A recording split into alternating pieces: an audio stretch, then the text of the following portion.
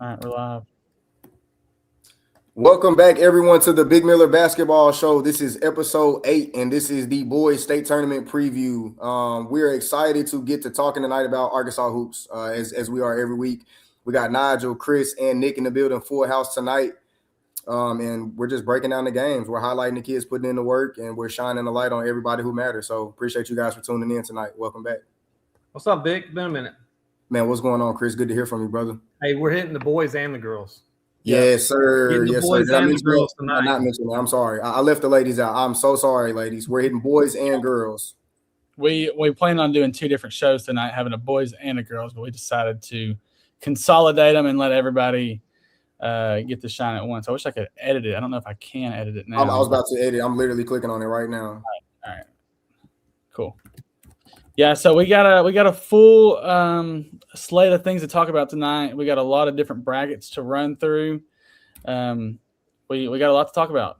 1A through 6A. I guess we can dive right into 6A boys. Take it away, fellas. Who's got it? Nigel, I'll throw it to you first. Nigel, you ain't saying much right now. What's going on, bro? Talk to me. Well, no, I was just trying to make sure I respond to a few messages. Trying to make sure I get locked in. My bad. No, But yeah, let's kick it off, man. First we got up, got Harbor on the bye, got Little Rock Central Benville. I know we hit on it a few times. When was that? Sunday? Saturday. We had a show Saturday for 6A boys and girls. We hit it on a little bit, and we got to talk about that Benville Central game. And like I said then, man, that Central Benville game is one of them games that's up in there. They done faced each other sometimes over the year, and they'd already faced each other earlier this year. I want to say at the beginning of the year. So that was a good matchup then. So it'll come down to those role players, man. Like for Central, you got Dalen Thomas, and you got Trey Aline, Brandon Wright. Those guys have to come alive, and then you got Marley over there at Benville and his supporting cast. They're gonna have to step up, and you got to leave it all on the table. So that's gonna be a good. I will tell y'all, I have seen a lot of people out there. Now, I don't do any predictions. You won't catch me doing predictions or rankings or anything like that. I've seen a lot of people picking this winner of this Central Bentonville game to go all the way to semis. Really? I've seen the winner of this game moving them on and making a little run. I mean, like I said, those two teams, they can get hot and they can put it up. So just depend on what version come out. And I'm pretty sure the coach is gonna have them fired up to go. But they're gonna face Harbor that next round. So. Yeah, the version that shows up for honestly could be said about all of 6A because I think all of the games could be a toss up to an extent. I think.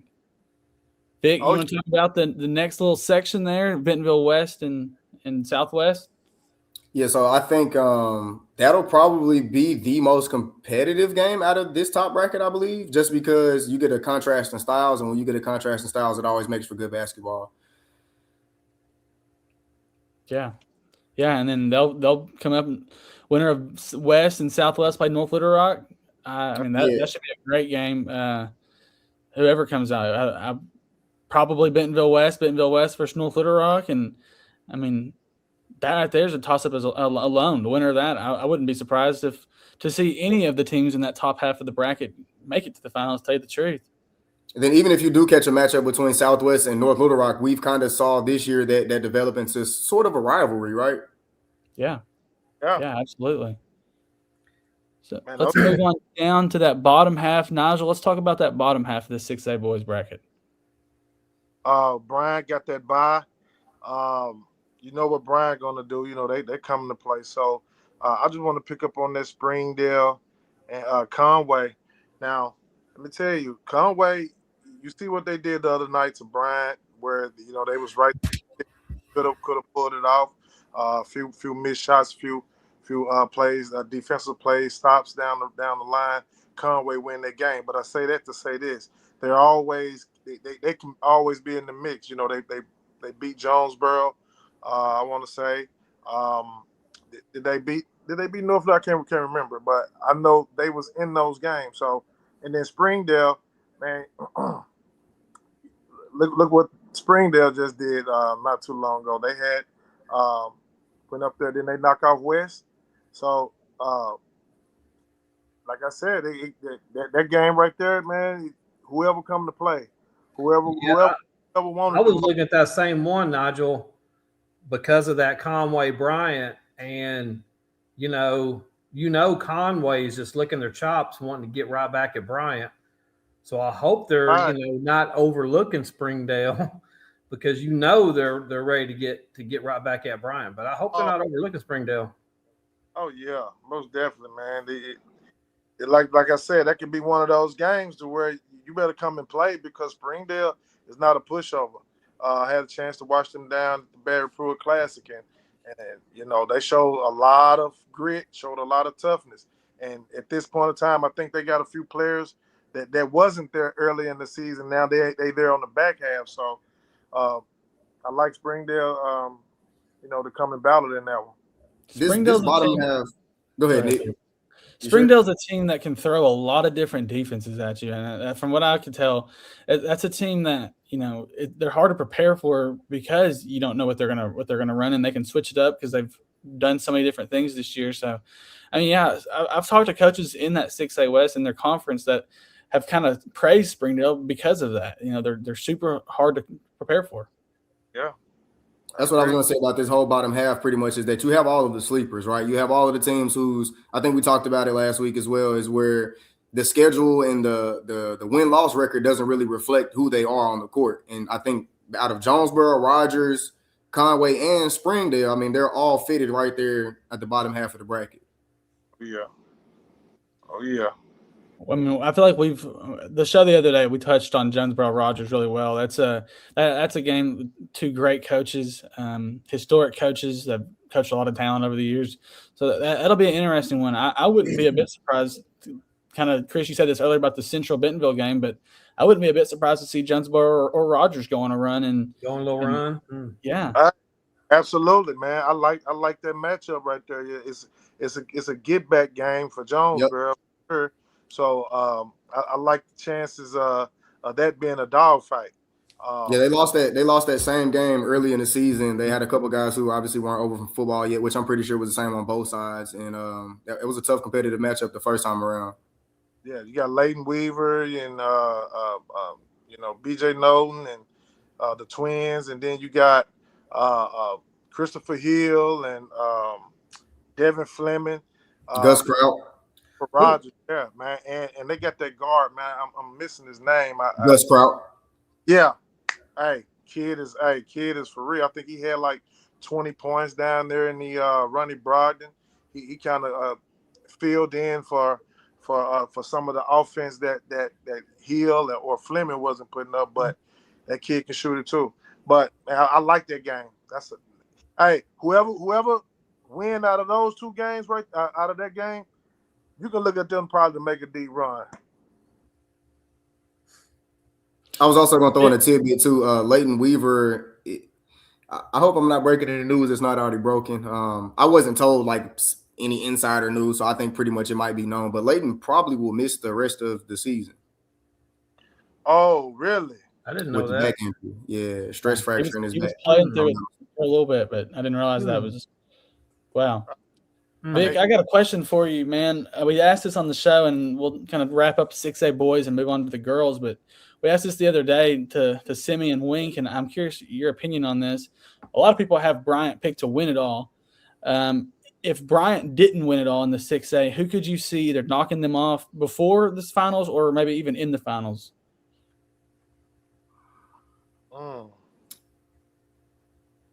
I'll tell you, Wink kind of said North Little Rock, but I mean, it feels wide open, honestly. Man, I'm gonna jump in while Vic is thinking. The first one that pops in my mind is North Little Rock, just because if you're gonna step up and beat a Bryant, you need more than one person carrying you. And we've seen North Little Rock, man. I mean, we've seen obviously Elijah, but Bonbon can step up. I mean, you need some weapons, and they got those weapons, and we've seen it. That's the one that just immediately pops in my mind. What do you think, Vic? I was really queuing in on Fayetteville because of the matchup down the line, right? When you get past the top two guys on both sides and you start looking at everybody else, that's where things start becoming like the bigger part. Bryant lost a big piece in TJ Cochran. And I don't think anybody's really stepped up to fill those shoes, which is why these late half season, the late games or the games in the late half of the season, have been so close and competitive is because I don't think people realize how big of a piece TJ Cochran was for their lineup. I think Fayetteville really competes well if you look at them when they stack up side by side. And out of that, I don't know. I think give me on that top bracket. A lot of people will say North Little Rock, but I think Central also matches up really well, just personnel wise. Now, both of my picks are coming off just personnel, but they really match up well. Yeah, I like that. That's probably all we need to talk about for the 6A boys. If y'all have anything to add, feel free. But I'm going to switch the pace and go girls. I know this is more Chris's speed here, but I mean, we can all fill in as we wish. But I want Chris to kind of kick it off here. Yeah, with the girls, you've got Harbor that's just been great all year long. Bentonville West is really good. I mean, obviously North Little Rock. And Conway is still a really good, dangerous team. It's just not that normal, dominant team that Coach Hutchcraft has year in and year out. Central's good, but really defending champs Northside is obviously good. That North Little Rock, if you're kind of looking at the brackets, boy, that North Little Rock Northside matchup, that Harbor West, possibly Central matchup, that's kind of what I'm seeing right there. Yeah, I think you got several of those teams though that got players like Peyton at Fayetteville. She gets hot, she can carry somebody, Right. No, definitely. I don't remember, Chris. Did Fayetteville beat North Little Rock last year? Man, don't put me on the spot like that. I think they did. I think that was where they lost last year. And okay. I mean, like you said, naturally, I think anyone looks at a bracket and they see, what could be a semifinal or what matchups could be down the line. And yeah, I wrote down that North Little Rock Northside thing because I'm gonna be tuned into that one if that's what comes to fruition for sure. That is a great game there. Yeah, that's just a great game between two title, just powerhouses and multiple titles. And yeah, I think that's a game we plan on seeing at one of our events next year, to tell you the truth. Northside of North Little Rock. That's going to be a matchup showcase game right there. Oh, yeah. Is there anything else that jumps out at you, Chris, on this bracket? I'll slide this in just so y'all can be aware. Coach Ricky told me he's got an 8th grader at Northside. That's the best he's ever had, and that includes Jersey. Wow. Yeah.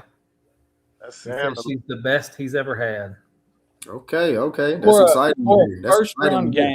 And either any of y'all can fill in and answer this. For a first round game for someone to, be at Bryant, want to catch a game, I guess that'd be on Wednesday, I think. Which one would be the one to see? That Fayetteville Jonesboro. Yeah, I agree. Yeah, Jonesboro's girls have battled all season long. They just been standing the test, like time after time. They show up, they get hit in the mouth, and they come back swinging. So that'll be a great matchup in the first one. That Brian, I wouldn't sleep on. I was about to say, go ahead, Nigel. I was saying that Brian Benville gonna be a good one too. You know what I mean? I had a chance to see those girls over there at Little Rock Christian, and I saw them at Bryant. I mean, and I saw them at Bryant play. And let me tell you, those girls right there, they can go, for sure. But let me tell you something about Harbor, man. Harbor girls, I know a lot of us haven't had a chance to see them. I had a chance to watch them on a live stream, and man, a few of those girls, I'm telling you that Harbor team is them girls legit, dog. They legit. I know they're pretty young. Well, not too young, but they got it. What's that one girl named Sanaya? I know she had hit 1,000 points, something like that. I remember seeing her on that Sanaya. And I think they got some sisters on there, Madison. One or two of them, man, them girls can go. Their name pop out from the hearing on that live stream. So I think Harbor is one of those teams that had throughout the year had 7 different girls lead them in scoring or something like that. I'm sure I'm getting that. I'm sure I'm not exactly correct. But it was one of those where they had multiple scoring weapons. Right. That's what I'm saying. I remember that live stream. I'm like, who is who and what? And as I was looking at, man, them girls was balling. Nick, last year, North Little Rock beat Fayetteville 51-60. Okay. Who did North Little Rock lose to? Do you know? I don't. Okay. Well, it should be a fun bracket in Bryant for boys and girls. I'm looking forward to some good ball getting played in Saline County. Let's move on to Farmington and check out the boys in 5A. Vic, do you want to handle this start of this one? We talked about it deeply the other day, but you weren't on, so I'm curious to see your thoughts on this one. Definitely. This is, I think, very, very, very, it looks harder than it is as a bracket, right? It looks like it's way more competitive than it really, really is. I think it's a little misguiding, and maybe to an extent. And this is not me tearing down the 5A and saying da. I think that Final Four is going to be excellent. I think that just this first round has a couple matchups we've already seen that we kind of know how they're going to play out. That top half of that bracket, though, Vic, man, there's a bunch of talent in that top half of that bracket. When you're talking about player for player, yes. But I think as groups and as wholes, the 5A really stands out with the 4 premier squads. We all know I throw Farmington in the mix. That's just me, right? And then you have Christian, Marion, right? You got Benton, and you got Parkview. But see, you know what? One thing about that, Vic, is around about this time, March Madness. So, a team that you think that probably could go, hey, they can get upset. You know what I mean? Just if you can just look at, like I was telling Simeon them in their last podcast, defense. I'm real big on defense. And if you can stop a team from doing or get them out of their rhythm, stop them before they get in the rhythm, hey man, it could be anybody's game. You just have to just play, and you you're getting everybody best around about this time because hey, it's either win and go home. You know what I'm saying? So I personally, only reason I was harping on the 5A is especially because I've seen every single team on this list in person multiple times outside of, I saw Texarkana in person once. Haven't seen Alma at all in person this season. And Mountain Home I haven't seen in person at all this season. Mountain Home, they have a chance to win that first round matchup if you ask me anything. For sure they do. They have a chance for sure to upset Greene County Tech. Alma and West Memphis, I can kind of see just going either way. That always kind of depends on how Greene County Tech shoots, right? Exactly. It's literally whether the shots are falling or not, then they can lose. And that's the only reason I really say that. I don't see Maumelle beating Benton. Greenbrier and Sheridan will be a surprisingly good matchup. People will probably be like, oh, Sheridan is Greenbrier, and they probably just won't be like, oh, I'm so ready to watch this. But if you watch basketball in the state of Arkansas, you know that those teams are very talented from a fundamental standpoint as well, especially Greenbrier having a fundamental. Sheridan's got kind of a solid core group, and they really play well off of each other. They really all complement each other's game. Van Buren, I don't see coming within 15 points of Marion. Hot Springs and Christian will be a good battle. It'll be entertaining for sure. That's bottom line entertainment for 100% fact. And then Nettleton has a chance to go shake Farmington this first round here. Yes, definitely. Definitely, I can say that. I knew they played, and this is backtracking just a little bit, but I didn't realize they played as many times as they did. Greene County Tech played Mountain Home 3 times in the non-conference, and they beat them all 3 times. And the margin got wider and wider each time. The first time they played, they beat them by 7. Then they beat them by, quick math, maybe 18. And then I think 16. So I guess it went down a little bit. But, Greene County Tech, they're real familiar with Mountain Home. Definitely. And that's one thing I say where it's hard to consistently just beat a team over and over and over where they don't figure you out one of those times, right? Yeah. So that's why I think they have the potential to beat a game. Oh, yeah. Farmington and Nettleton will be a very good one to see, honestly, if Nettleton can stay disciplined.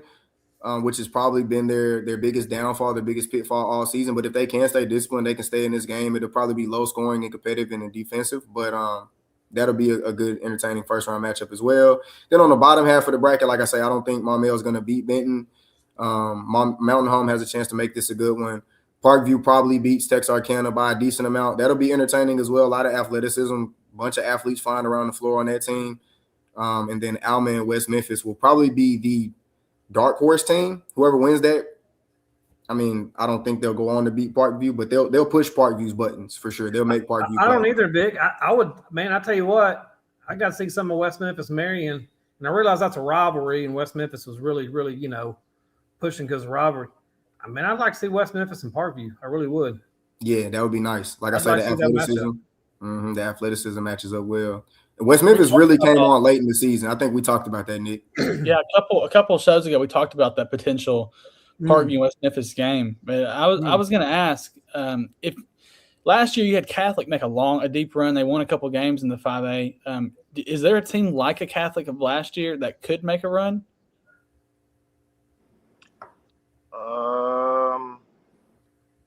Like Hot Springs would be my pick if they didn't have Christian in the first round. That's tough. That's a tough draw. And then they got Farmington or Nelton the next round, and then they get Marion potentially the next round. So that's just a really tough path. Yeah. Talent-wise, though, I think that's the one. If I had to say though that fits, it would be Sheridan for sure. Sheridan fits that mold of. That's what I was kind of looking at, that Sheridan. But they go run into that Marion team, and that's always a tough out. So. Y'all think if Greene County Tech got past Mountain Home, if they got hot and hit a whole bunch of threes like what Nick is saying, they could possibly upset Benton? Yes. One thing I'll say about Benton, hit a bunch of threes. This isn't a slight to Benton by any means, but this is something I'm definitely going to keep an eye on. And I think, Vic, you mentioned this about the 5A South in general, or maybe Simi did the other day. I don't remember, but, Benton had a really rough non-conference. They played with some teams close, but they couldn't quite finish games. And then they got into the conference play, and they started winning a lot of games. And it seemed like a lot of people kind of forgot how much they struggled at the beginning of the year. And maybe that has a lot to do with the guys being younger and kind of just growing up as the season progressed. But I don't know. I'm interested to see how the 5A South does in general, considering Benton didn't do that well in the non-conference and then went on a run and ripped off a lot at the end. Yeah, I think as a conference as a whole, you're definitely right on the head about that one. They didn't. I mean, they obviously breezed through the conference. I don't think they had a single-digit game that they won. I think they won everything by double digits in conference and went undefeated. So that always makes for high spirits, right? But if you ride too high, then you don't know what to do sometimes when you see that same adversity like they were seeing in the beginning of the year.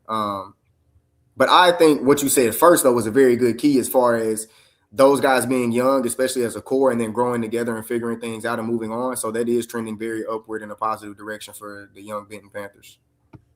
Let's switch it up and slide over to the girls' side of things. I think a lot of teams, a lot of people circle that second round game potentially with Farmington and Christian, but there's some really good first round games as well. Chris, what are you looking at here on this? That top half looks brutal. That top half is brutal, but man, that bottom game, Mountain Home, Valley View, I really like that one. Nettleton, Van Buren, I really like that one. I've seen every single one of these teams in person this year. Obviously, 5A, like a lot of the conferences, it's top heavy, but the top is just so heavy. But man, a couple of these teams, if they were somewhere else, man, they might could make a run. Yeah, I like that Mountain Home, Valley View. I really like the Nettleton Van Buren. Van Buren can shoot it. They've got size. They can dominate the paint, rebound. Nelson's athletic, likes to run, likes to shoot threes. That's going to be a contrast in styles right there. Y'all talk about contrast in styles. That's going to be a contrast in styles and who can control the game and who can, enforce their will on the other. Looking down the road, man, that I really kind of like that that Lake Hamilton Bologna, if everything falls out, that's going to be nice. I think Chris, the let me ask you this. You know, everyone looks at this 5A bracket and they're like, okay, it's Farmington, swipe to the next one. You know, if there was one team that could beat Farmington, which one do you think would give them the best run for their money? It's Greene County Tech, and it's a shame that Greene County Tech and Farmington are on the same side of the bracket. That hurts. They can't face off. I was going to ask you about that, Chris. Yeah, I was going to ask you how you felt about that. Man, that's both of those teams are top 4 or 5 teams in the state. Bologna's top 6, 7, 8 in the state. It's just a shame that Greene County Tech and Farmington can't face off in the state championship game, man. Farmington's got Easton McCullough. Greene County Tech's got E. Johnson. I mean, you're talking about 2 high-level players, completely different players, but 2 just crazy high-level players. E at Greene County Tech might have slightly better supporting staff, but man, that Greene County Tech Farmington, that's if all happens the way it probably will, that's going to be nice. It's a shame that it can't be in the state championship game. I would imagine that game is going to be packed out if that's what happens. So I was also going to ask you, Chris, how you felt about Lake Hamilton's young ladies group. Oh, love them. Lake Hamilton, those girls have been playing together forever. They got size, and their size can run and shoot. I have no idea who can win between that Nettleton Van Buren. Love to see that whoever wins that game, great matchup with Lake Hamilton there. But I'm really kind of looking at that Bologna Lake Hamilton matchup. That's going to be nice. Bologna's got those Burnham twins that they're track stars. Maddie Mannion, one of the best shooters in the state. Man, that 5A girls, we talked about it at Big Miller Media Days. Man, that 5A girls it's just loaded. I mean, there's 4 or 5 teams that could win a state championship at any level. Who's your Cinderella? Boy, if you could call Bologna a Cinderella, I would say that's my Cinderella. They're a top 10 team in the state, so if you don't want me to pick a top 10 team in the state, I'm gonna say Lake Hamilton. Okay, I like it. I got one more, and then we can move on to 4A. But it feels like we would be doing a disservice to not mention this potential matchup. But we got, number 1 versus number 2 staring at us in the second round. If that's what ends up happening, Little Rock Christian with Whitley Rogers versus Easton McCullough. What are we thinking there? That's what I was. Top 2 players in the state. Yeah. I mean, I guess it's up for opinion, but I mean that it'd be a packed house as well. I think the boys would play afterwards. If that's the game, it'd be Farmington and Little Rock Christian boys and girls. They would play back to back. That would be crazy. I'm sure we would get that. Razorbacks to be in the house only. Yeah, I bet Cal would be in the house. I bet the women's coach would be in the house. I bet a lot of other colleges might be in the house. To tell you the truth, that would be a fun one. I think, and I'm just off the top of my head, but I'm pretty sure that girls' game starts at 7 and the boys is at 8:30. So no one has an excuse to be at work. That's the place to be if that's what happens. I can imagine the numbers on the stream too. Like, yeah, Natural State will be doing pretty well. With that one. Let's move on to the 4A boys. I know me and Chris were at the 4A regionals a lot with the PA regional. Nigel was there for a day, and I think we're pretty familiar with a lot of these teams. What jumps out at you here? I just want to say before we all get started, I said this year at the beginning of the year, and maybe it's not a popular opinion. 4A is the strongest conference this year. There's 5 teams on here that can go compete in 5 or 6A. Oh yeah, Give us those 5. Well, we already seen Mills, right? We've already seen Hall, right? We've already seen them do it. We've seen Morrison do it, right? Then you got Blyville, who is very, very right here and there, right there with Brooklyn, right? I think those are like 1A, 1B. And you got Shiloh Christian right below that, who's 30-0 in the conference. I think we talked about this a couple of days ago. 30-0 in the 4A over the last 2 seasons. Don't sleep on older Magnolia. group. Don't I wouldn't sleep on them Magnolia. at all. No, I wouldn't sleep on them at all. They weren't one of the teams that I just counted in my 5. I haven't seen them in person enough this year to know for myself. But like I say, 4A from top to bottom is the most competitive. Like, there's no way that you could ask me to fill out this bracket and expect any game that I picked to be right. I had a chance to watch Magnolia down at the Rumble of the Ridge. It's pretty solid, man. I like what I saw from them. I think they're in order for them to win, they're gonna have to be consistent shooting that ball. That's what I want to see them do, especially going against a team like Morton that could get streaky, could get hot, just like they did last year. So that's a home court too. Yeah. Mm-hmm. Yeah. Exactly. Yeah, and I mean, that game right there. That is a crazy first round game. The Morton Magnolia game. That really is. You remember that's like a rivalry. Remember you had the Aaron Ford and had JP. Close opinion. They broke the streak. I think it was 54 games. They broke it. Yeah. At Morton, actually. So this is almost like a game, right? Yeah, definitely. Here's a question for y'all. I haven't seen Shiloh. You're just talking about Shiloh. I have seen Gosnell. So Gosnell, all 3 games I saw them in a showcase.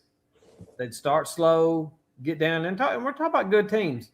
Get down, and in the fourth quarter, just press, run and gun, threes, come back. 2 of the games they came back and won. 1 game they came back, forced overtime, and lost. You think Gosnell could push Shiloh? I think they can because of their athleticism, but I think Shiloh's just going to be too well-rounded of a team with a lot of older guys, and I think that's what makes their core group really stick together well. They played together the past couple of years. You get seniors playing against juniors, and there's always just that extra year of experience that matters, and I think that's what it'll come down to for Shiloh versus Gosnell. Gosnell not to sleep on at all, though, not in the slightest. I think they'll be back again next year because their leader, point guard, Marcus Anderson Jr., is only a junior, so he'll be back again for another season. And that's what if you're saying that Shiloh is, senior heavy, played together forever, that's probably a team that Gosnell is going to have a lot more difficulty rattling in the second half, like they do. Exactly. That I've seen. Exactly. And then, like, you got a senior leader in Duke Bowman, who's a top 25, 30 kid, obviously in the state. Committed, going to college next year, Simpson in Iowa. I just don't see him. He's a timely shot maker, right? So fourth quarter, 8-point game, right? Gosnell 4-0 run, they get down 4 points. He knows, hey, I got to go get 4 right back, and he's good at getting them, and he's really good at understanding how to get them. I'm going to get to the line on these first 2, and I'm going to get a fast break layup on the next one. So those type of things like that, I think stand out for them. I said this earlier about, I think it was 6A, and, naturally you'd look at the semifinals and you think this is a great game, championship. Maybe in 6A boys, you look at this championship with Little Rock and Bryant, and you're like, this is the team that can beat them. But you look at this one, and it really feels like their state championship game type of games all throughout the first and the second round. Like I mentioned, Magnolia, Morton, the Mills, and possibly Blytheville. I think a lot of people expected to see that in Hot Springs. You get that in the second round.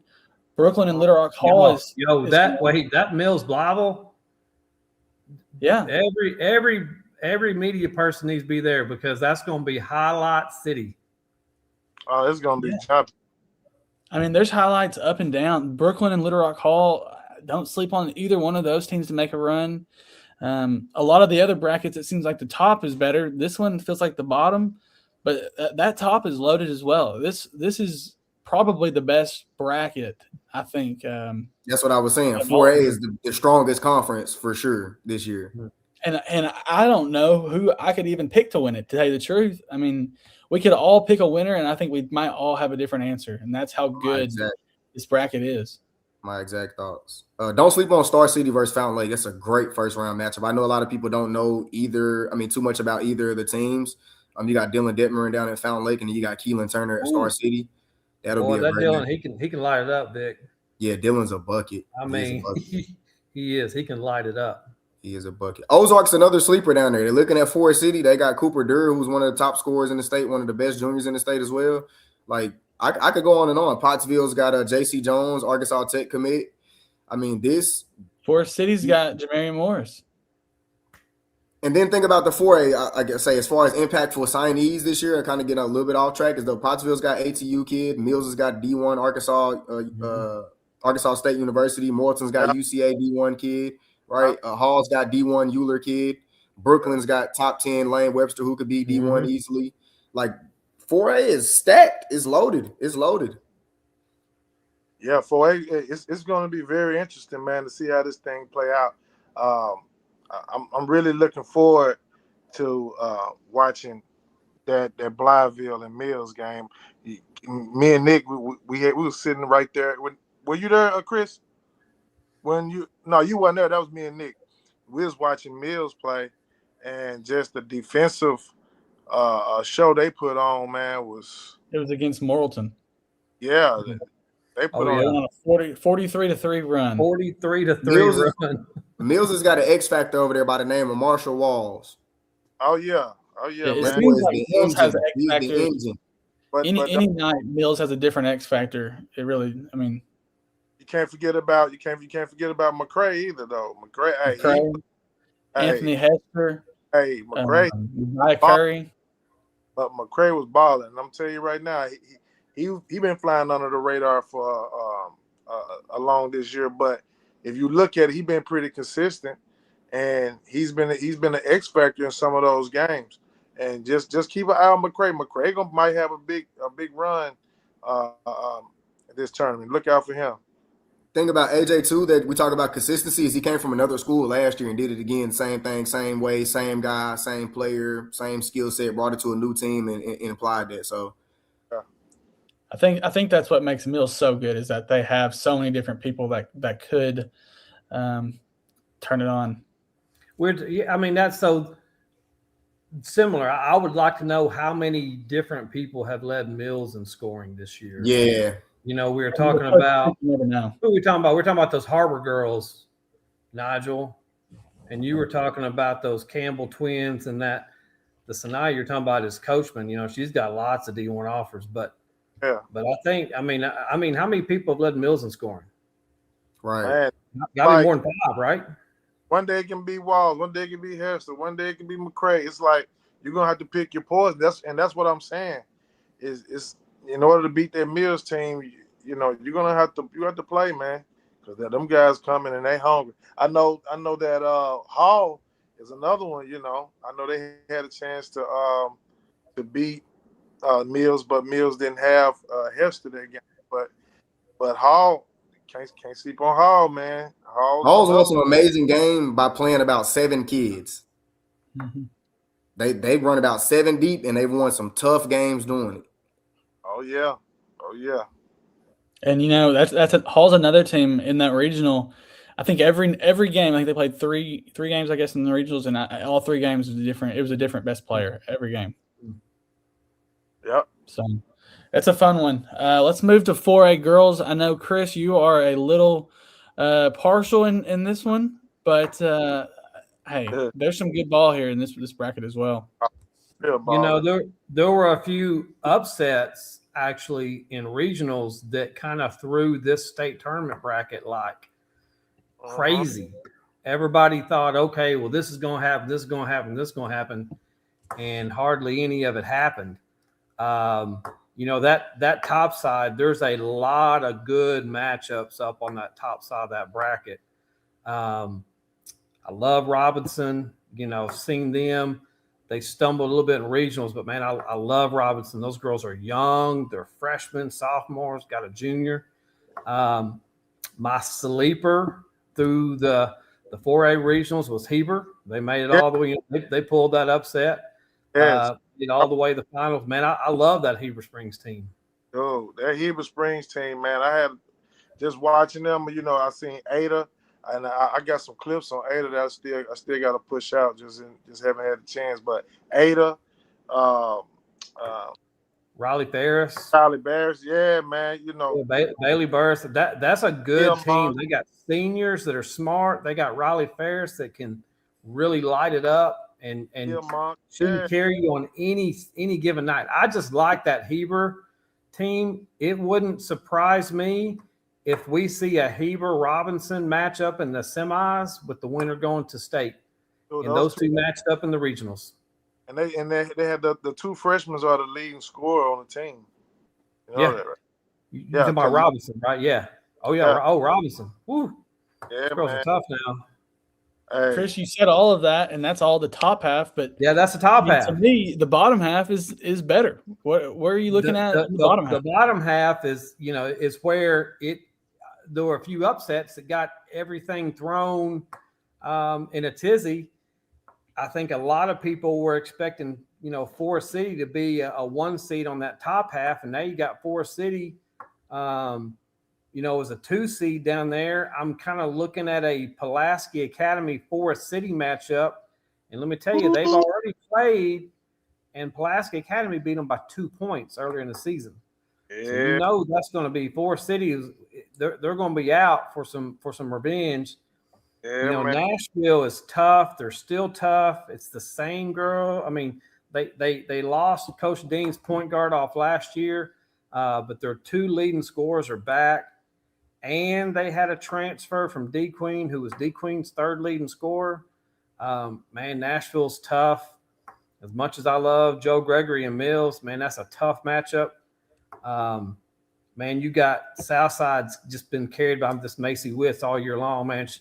You turn around and like 28 points, 37 points, 32 points, I could easily see a Nashville Southside matchup along with that Pulaski Academy Forest City.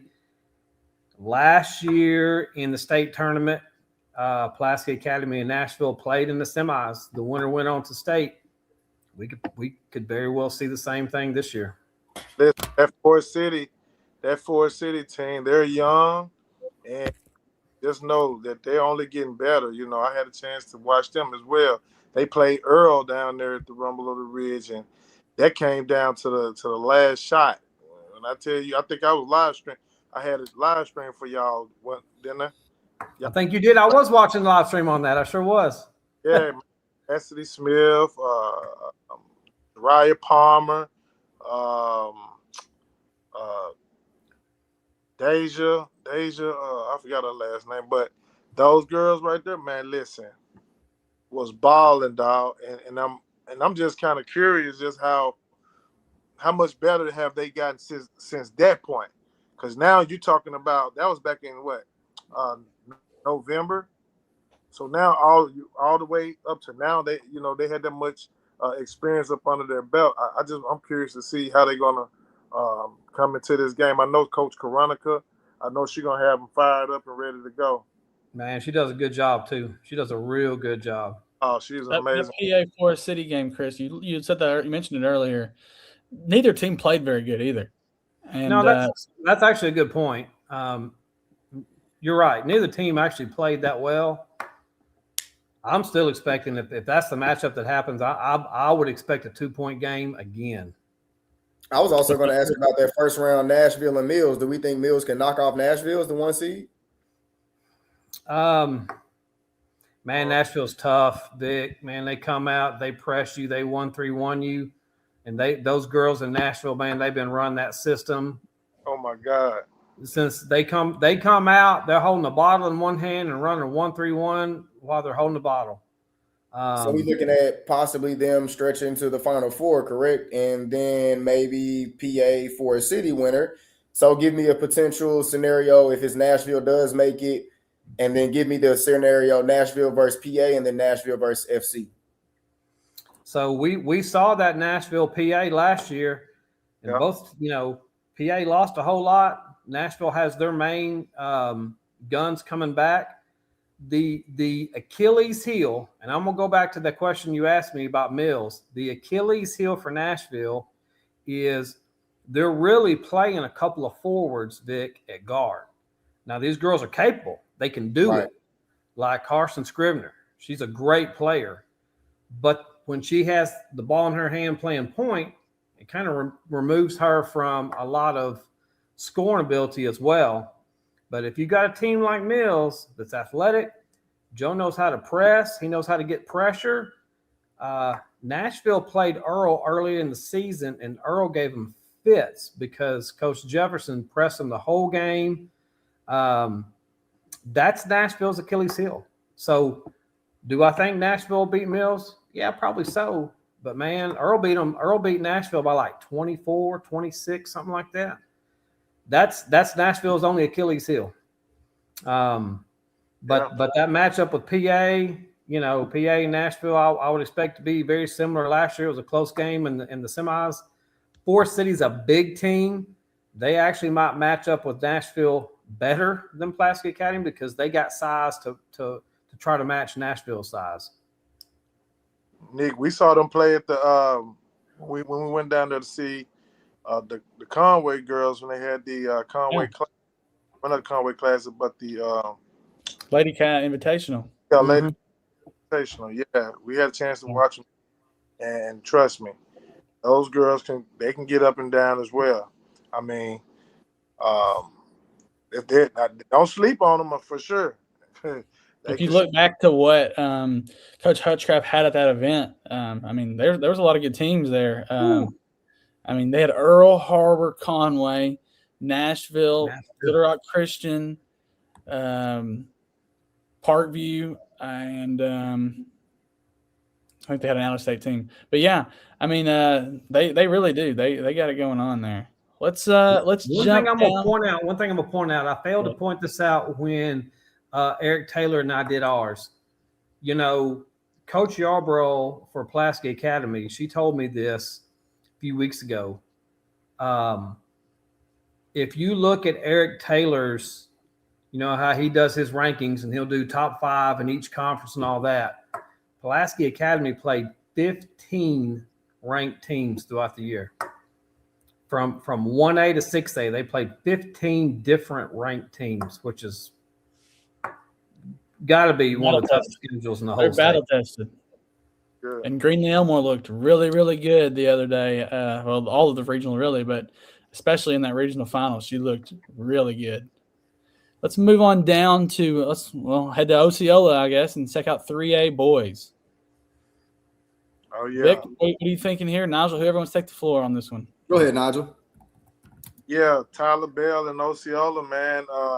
This is another team that I had a chance to watch at the Ronnie Brogdon Invitational, and that they lost a few guys from last year, and but with MJ Washington, Tyler Bell, those guys coming back still, I think that leadership and that run they had last year with that experience, it can play a big part with Osceola, making a run this year. So I like Osceola in this matchup right here. I'm not gonna spend too much time on it, but just keep a lookout on just how this team gel early. And if you see them coming out with that energy the same way I've seen them, that Ronnie Brogdon Invitational, they can be a scary team to play. So I'll just kind of go game by game here and skip around a little bit. Riverview versus Lamar is a pretty entertaining first-round matchup. Riverview has been very successful inside of their own region, but I haven't seen them play anything much outside of that. So I don't have a good judgment on that. I know Lamar has battled a little bit of injuries kind of early on, and it looks like they've been pulling together later on throughout the season. So that would be just a pretty good first-round matchup. I think Riverview will be able to go ahead and secure the lead behind. They kind of got a big three if you want to look at it, especially from a scoring standpoint. They always all kind of put in 12 to 20 points, literally between the three of them, Traylon Shepard, Jordan Nicholson, and Shannon Moore. And so those three will probably be able to get the job done against Lamar. Looking at McGee and Bergman, that'll be a tough matchup for McGee due to Bergman's size. McGee doesn't have the same exact size. They've got some thicker, kind of more football-built guys, but Bergman's got a Hayden Jones, almost 7 foot. He's at least 6'10", 6'11". He'll be tenacious around the glass. He can step out and knock down a shot, too, so he'll be a tough matchup for McGee to find some guys over there. McGee's got Jacorian Love, pretty good two-way guard. Does a little bit of everything. So that'll be a pretty good matchup in that first round. I don't know anything about Harmony Grove. Haven't seen them at all year. Don't know a single prospect on that team, so I won't get the line to you. But I do know quite a bit about Subiaco. I think Subiaco, we should see them in the Final Four. Yes. But Yes. I was just kind of going to skip over that one real quick. They gotta see Newport. I think Newport gets past Lake Village, but if we remember, Newport is beat Osceola, who's the returning champs, to win the district. I mean, excuse me. They just lost to Osceola. I'm sorry. They won their district and then lost to Osceola by 2 points for regionals. Excuse me, got that completely wrong. And so they've shown that they're battle tested. They've shown that they can meet a group of guys from across region and the top guys from across the region, the state champions returning from the season before, and push their buttons. They got Travaris Hardaway, who's a kid that I actually get to coach over there at Newport. He's their starting guard.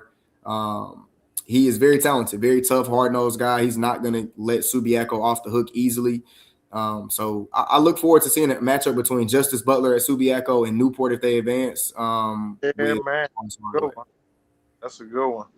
I like that first top half of that bracket as well. I think you could probably take all of the higher seeds in those games. And that's just based on my personal opinion, not really anything that I'm super just going off of there. I just think that the higher seeds have the better chance on this top bracket. The bottom half of the bracket is a little more competitive to me than the top half as far as player for player goes. You got DeWitt and Rivercrest. Rivercrest has got a bunch of football guys. They grew up playing together as well. They're going to play to their strengths. They're going to stick together. They're going to have the chemistry that you're going to need in the playoffs. And so I think that's going to bode really well for Rivercrest. DeWitt also has a kid that I get a chance to coach, Elijah Burgess, who's about 6'7", 6'8". But I think he might be back. He was dealing with an injury, and so I'm not 100% sure. I think he will be back. I know he missed this last game that they just won for regionals, but I think he'll be back for that game. If he does come back, he gives them some size in the paint to help Rivercrest out, who has some long kind of forwards, some football build guys as well that play basketball that get around the rim. Rosebud is a sleeper. I'm going to let everybody know now. They have pushed teams to the limit, and they've won pretty much very, very competitive games in their region as well. So I don't think that Rosebud or Paris, honestly, is to sleep on, but I think Rosebud is going to knock off Paris. That's tough that they got that draw in the first round. I think Osceola should beat Drew Central. Drew Central's not to sleep on either. I think a lot of these Southern teams, and especially a lot of these 3A teams as well, you got kids that play sports. They play baseball, football, basketball, track. They play whatever's available. They don't care. They play it all year round. Osceola has a good bit of those guys, and so does Drew Central. Won't be an easy matchup by far, especially with I saw Osceola just last week get pushed to the brink by Cave City. So, Really? Yeah, Cave City led the whole entire game until the fourth quarter. Really? Yeah, Garen High did a great job of keeping in that game. If y'all know the name, Garen High, 2028 prospect. Garen. Yeah, I like that kid. I think Hayden, I don't want to get his name wrong. I'm pretty sure that's their starting point guard. He made some crazy, incredible, crafty shots around the rim as well in that game. But old news. Moving on, Providence is a sleeper, and I think they'll beat Harding Academy. So don't sleep on the bottom half of the bracket. I think the bottom half of the bracket, like we know the names, Newport, and we know Subiaco is one to watch for. We know Bergman, obviously their recent success just makes you watch out for them. They have great coaching over there. And then we know Lamar. They had a stud last year in Ben Noonan. They've still got Cade Bowen, who's about 6'5", 6'6". He's a highlight tape too. And then Riverview. We all remember the iconic game last year, the overtime game that they got beat on the buzzer beater. And so they're looking to come back with a vengeance. 3A boys is pretty packed. I would be tuned into every single game, especially in that second round and later. Vic, is that where you're going to be at next week or this week? Yeah, more than likely. I mean, it's close. It's right here. I've been in the 870 for the past week or so, and I probably will be here for a couple more weeks. So I think I'm going to stick around and touch on that for sure. Nigel, Chris, y'all got anything to add on 3A boys before we go ahead to the girls? Good. All right. Chris, take the floor here. What are you seeing here in this 3A girls bracket? 3A girls, I haven't seen. I've probably seen, let's see, 1, 2, 3, 4, 5, 6, 7 live. So the majority of these I haven't seen live. So I'm going to apologize for a couple of these matchups because I just don't know. What I will tell you is Dover. Everybody thought Dover was going to kind of take a step back because they lost Logan Young, who's just tearing it up at Arkansas Tech. But, I mean, they just ran through it again. Those Bergman girls also, man. Bergman girls love to shoot it, love to shoot threes. They got a point guard whose name is escaping me, and she's as nice as anybody. And Bergman, if you let them get rolling and they're shooting, they can beat anybody. I really like the top half of this bracket because Manila's the same way.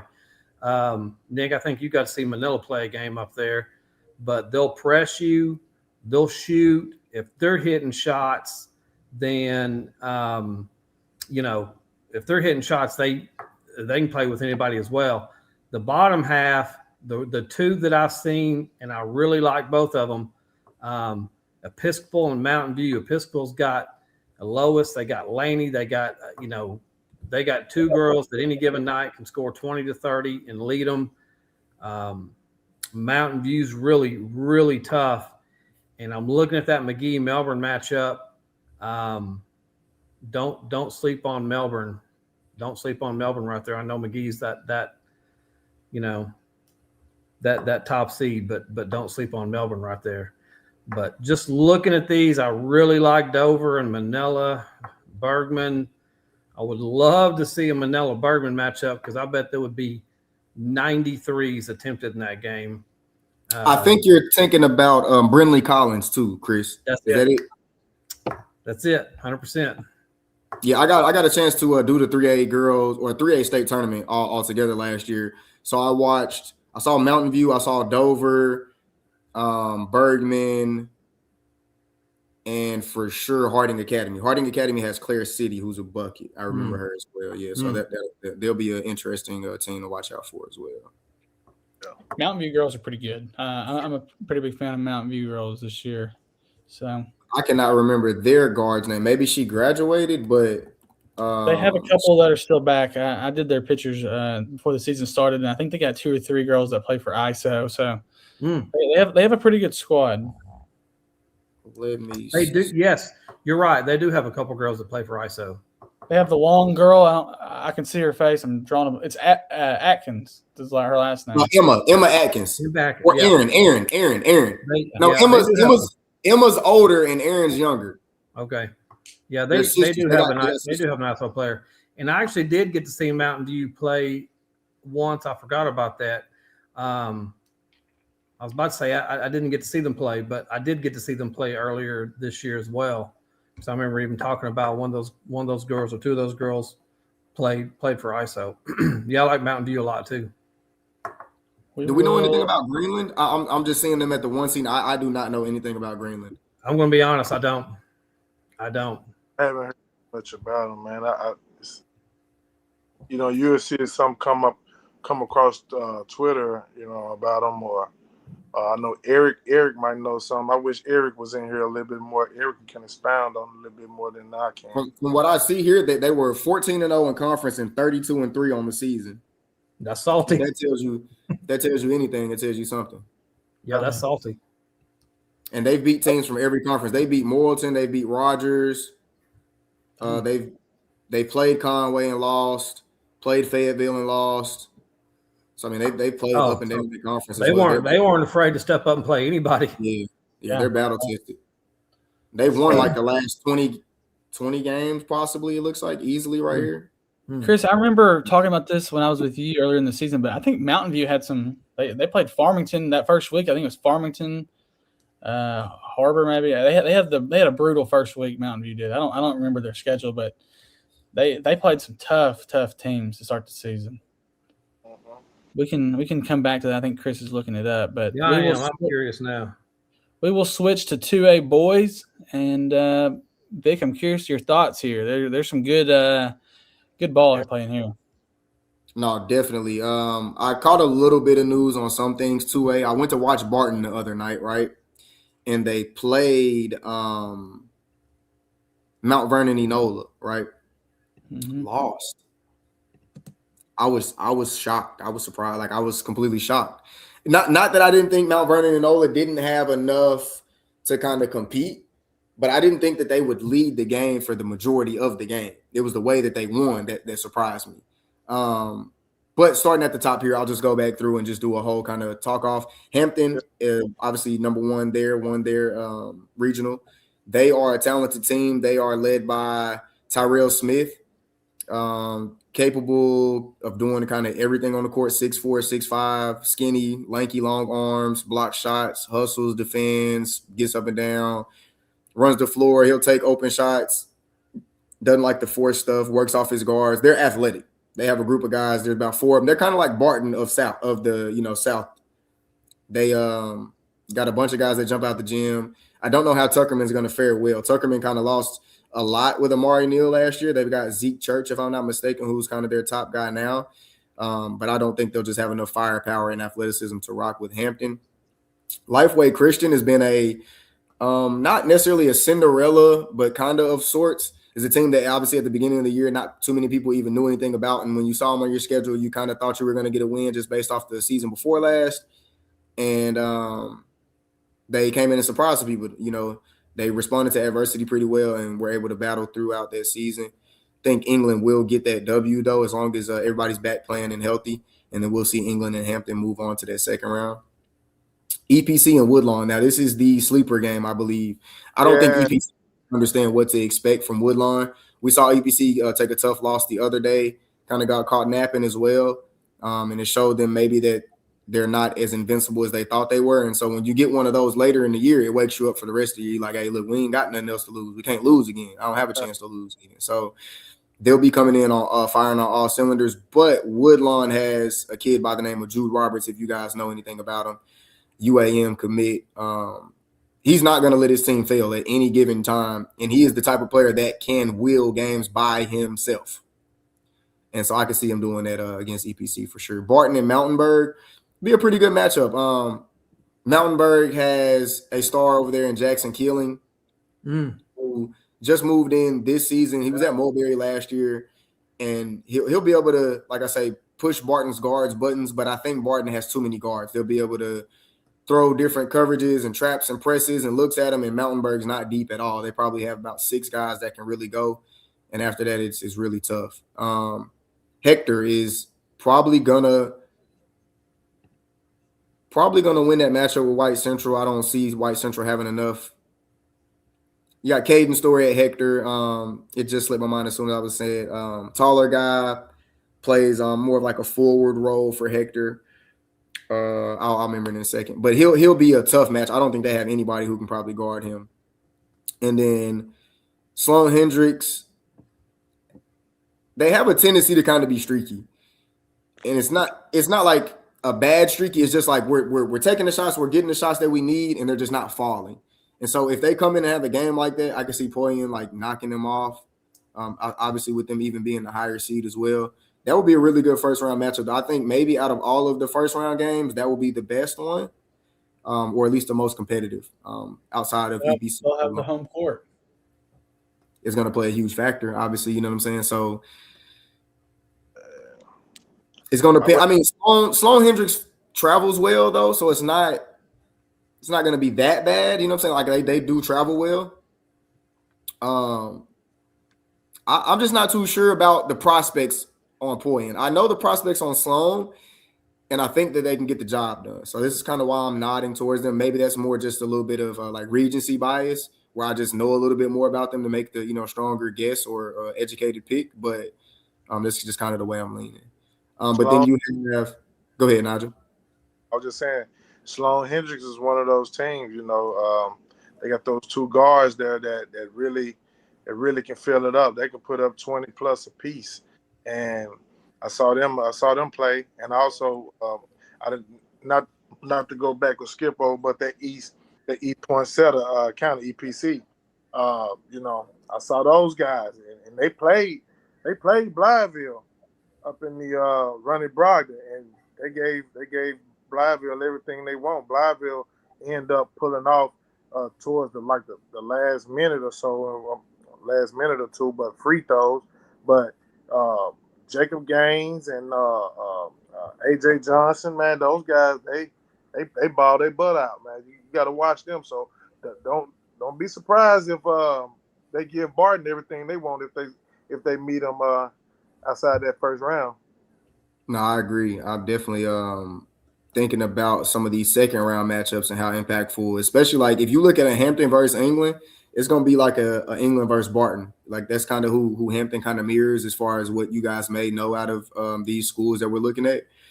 That'll be a highly electric second round matchup. As far as whether EPC or Woodlawn moves on, honestly, I know they're gonna give Barton a good run at it. I'm going back to kind of where I was though before we started.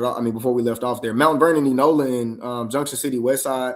Junction City Westside has been like one of those sleepers all year. They've come in and they beat teams that nobody thought they should even be in the gym with. But I don't think Mount Vernon, Enola is one of those teams, especially riding off that big win the other day. They know that the mission is right in front of them and they're this close to capturing it. And so I think they'll keep riding that. Yeah, I think they'll keep riding that. Well. ICC is a team that Junction City is going to have a problem with. That's another really evenly matched first round matchup. As far as moving on later into like the final four, I'm not necessarily. I think Mount Vernon Enola can win that bottom half of that bottom bracket. The bottom half of the bottom half of the bracket. Mm-hmm. So, altogether, I think I see Junction City probably moving on. ICC, beating Junction City to move on. Mount Vernon Enola moving on. Sloan and Hector, Barton, and then I don't have a pick out of EPC and Woodlawn, honestly. England and Hampton moving on, but after that it really gets sticky. I don't have too many picks after that. Yeah, 2A boys should be pretty good. Let's move on. Hey, before we move on, Nick, I'm gonna answer your question because I looked it up. Mountain View's schedule. Yeah. You talked about how Mountain View played a pretty tough schedule early on. You're right. Listen on Mountain View's schedule: Farmington, Springdale. They played Westside Greers Ferry twice. I don't know if y'all have seen Westside Greers Ferry. They're one of the best girls teams in the state. Manila, Valonia, Russellville, Nettleton, and then ended up playing Bergman 3 times throughout the year. They stacked it up. Yeah, they did. They 100% They weren't scared. What was their record? What they end up as the record? Oh, their overall record was 30-4, 14-0 in conference. That tells you anything with that schedule. Yeah. Oh. 4 losses against those teams you just named. Yep. Yeah, they're good. I wonder who those losses were too. Well, Farmington, right? Yep. Valonia, they split Westside Greers Ferry. Okay. And then their other loss was to one of the 3 times they played Bergman. Pretty much the ones you almost expected for real. You got the split, and then you got one of the losses to Bergman, which you kind of knew if you end up playing those twice, you'll get each other once. Yeah. And then so I just threw up the 2A girls bracket, and there's some good matchups here to look out for, especially like the Sloan Hendricks and possibly Barton in the second round. But I can't help but we said this earlier. I can't help but look ahead and the possibility of Poen and Barton in the semifinals. That right there, that has to be one of the most anticipated girls matchups, possible girls matchups. Did y'all see? I'm gonna pull it up so I don't get it wrong. Did y'all see what Kennedy Barrett did the other night? No. 47. 40 points, 15 rebounds, 10 assists, 4 blocks, 2 steals. I knew it was 40 something. I thought it was a little bit over. 40 burger triple-double. That's tough. She's insane. That's tough. That's another team you'll be seeing her at some of our events next year. And most definitely, if there is a Poe and Barton matchup with Kennedy and Demaya, that 2A girls, that's another one. Vic, you talked about Barton boys kind of getting upset a little bit. Barton girls got, I think a lot of people, don't get me wrong, Quitman is an amazing girls basketball program. I think a lot of casual fans just saw Barton and thought, oh, they're going to win that regional. No, literally. They didn't.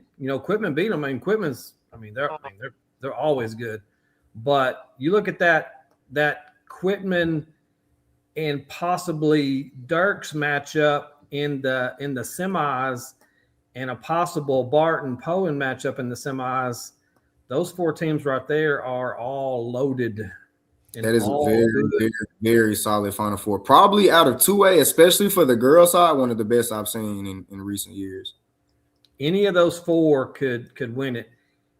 And don't sleep on Riverside. Riverside's loaded. Riverside can make a run. Don't sleep on Riverside. Arden Vaughn. Hey. Arden Vaughn at Riverside. I think they play. I think Barton and Quitman played the other night. Or Yeah, they did. They played the game Yeah. before the game, the Barton and Mount Vernon Yeah. Granola boys. Like there was, I'm talking about when I say you had some mad fans leaving that gym, boy, you had some mad fans leaving that gym in White County. Wee. Quitman fans traveled well too. They were deep. The gym was 100%, deep with Quitman fans. 100%. They always good in girls basketball. Always. Do y'all have anything to add on 2A girls before we move to 1A? Nope, I'm good. All right, let's go 1A boys. Vic, what you thinking here? It kind of mirrors a few of the past years as far as the competitiveness goes. Then you got a lot of the same teams in 1A kind of just every single year, especially on the boys' side. For the last few years, we've seen Earl and Martree for the last few years, or a combination of them, Martree, Nevada. And so it looks like we're right back in the mix for the same thing with Earl on the bottom bracket and Martree in the top bracket. I have not seen Clarendon at all, but I do remember last summer there's a team, I think they're called the Wolves Elite. If you might know what I'm talking about, Nigel, one of these little local teams. And it's a bunch of boys from Clarendon on there. And they coach was telling me, he's like, man, they all from Clarendon, they all gonna play school ball again. I'm like, bro, y'all will be good in a year or two. And I think they were all in 10th grade. That was last summer. So obviously they'll come back juniors this year. But if that's any indication, they got a kid named Kimani Fluker, if I'm not mistaken. He was the best kid on that little AAU team that they had. And I'm 90% sure if he's still in Clarendon, he's probably the best kid on that team right now. But they got a tough draw on Kirby. I've seen Kirby a couple times this season, and I don't think Kirby is anything to sleep on. They've got Gavin Young, Tyler Hardage, and a host of other guys that have played together for years, and I think they'll be able to go out there and put a matchup down for Clarendon. I don't think seeding matters a lot in 1A, to be 1,000% real with you, because they're just so all evenly matched as far as talent goes on each team. A lot of 1A and smaller school ball in general comes down to a lot of coaching. But then you got guys where you look at Earl, then you got a Teron Hurst, and that doesn't really come down to coaching. You got to figure out how to stop Teron Hurst, right? As a coach, exactly. Or as a coach, you got to figure out how to get Teron to his best spots, or how to figure out get him the ball in good keys and good spaces. But you got guys on the same bottom half of that bracket like Dermott, who maybe many people don't know a lot about. They've got, so if you remember Rashad Marshall, right? They played at Blyville a few years ago. Yeah. So he had an older brother, right, named Roy. Roy is Dermott's head coach. He has been there. I think he got there last year. So good guy, knows great ball. I grew up with Roy. He's really interested in making the kids better. He's all about development. Like I said, if you see Rashad and you see anything about it, then you know what their family's about. He will have those boys down on the bottom half of that bracket ready to go. But then they play Blevins, who, if you guys have heard anything about, have a kid named by the name of Xavier Bazell. He lights it up. I'm talking about 30, 40, 30, 40, 30, 40, 30, 40, maybe a 20 here, maybe a 25 there, 30, 40, 30, like lights it up. I've been doing it all season. Senior led.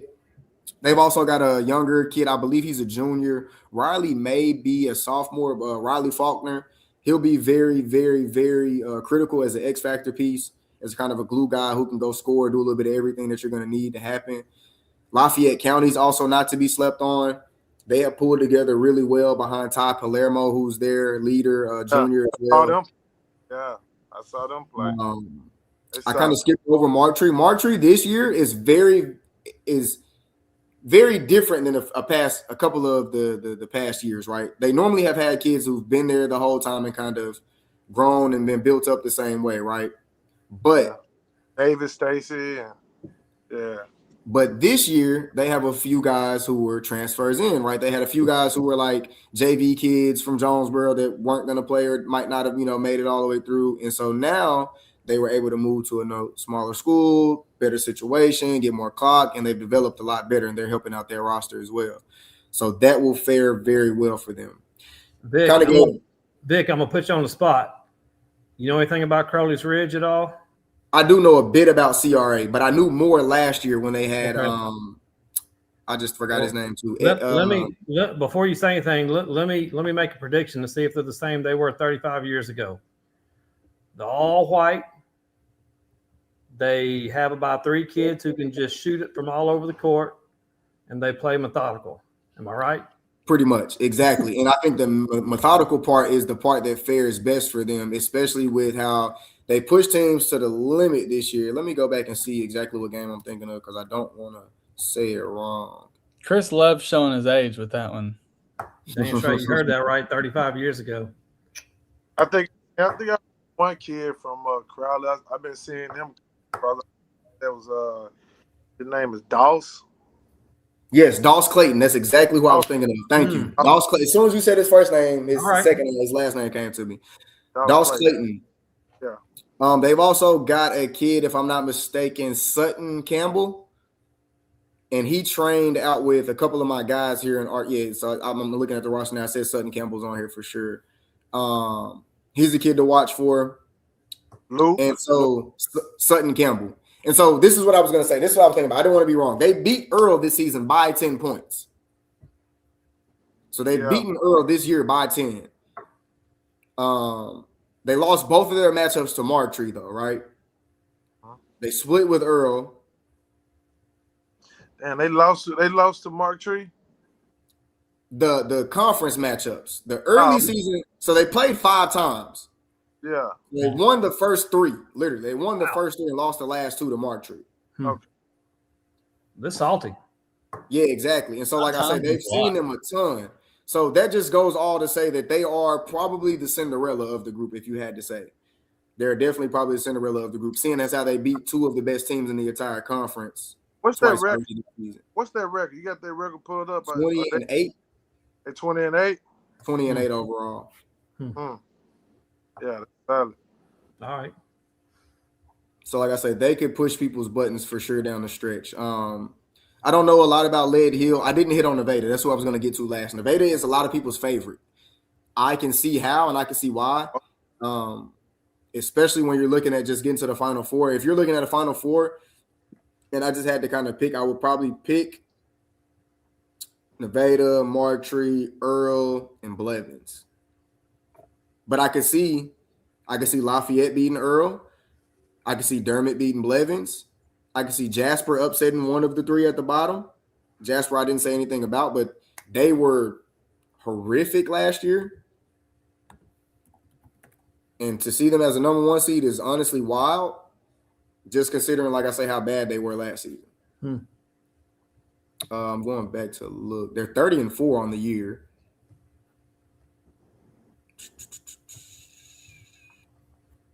(11-1) in league play.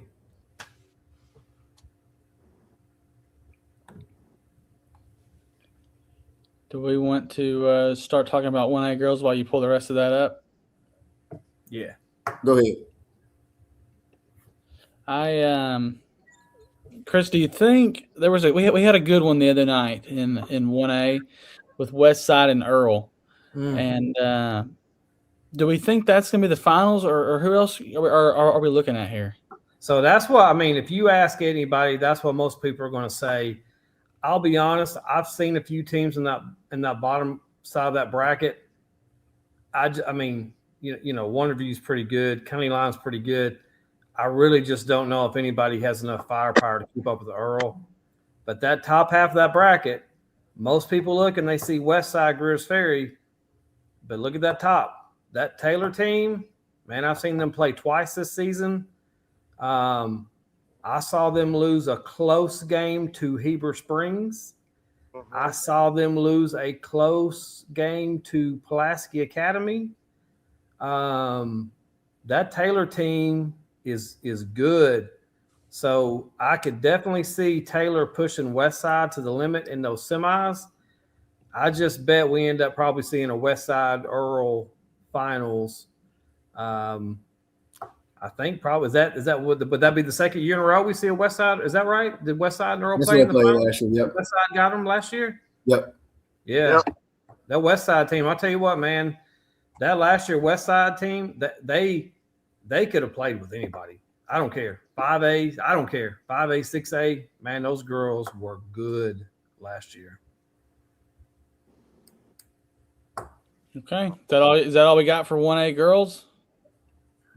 Yeah, for me, for sure. So I appreciate you all for tuning in. We had a great episode. Nigel, y'all got anything to add to this? No, pretty much, man. That's pretty much it. Any comments that you want to hit on? We had one comment tonight, and it said Blyville Boys, and we had talked about them already. So shout out to Blyville Boys. Shout out to our commenter Grindhard 7866. Appreciate you for commenting, Grindhard. Yeah, who we sleeping on? Who do we not mention? That's what I'd like to know. Who are we sleeping on? Blyville's really good, but anyways, I appreciate you all for hopping on here and listening to us talk ball for a little while. It was a good episode. We'll have guys stationed at different state tournaments across the state. Stay tuned in to the Big Miller Events social media platforms to stay up to date. I know me and Vic, and if y'all two want to join us, me and Vic are going to go live each morning after the games to kind of recap the night before. So y'all stay tuned for what we have coming on Big Miller Events. We got some fun things coming. Daily recaps of the state playoffs coming your way right here on Big Miller Events, y'all. Stay tuned.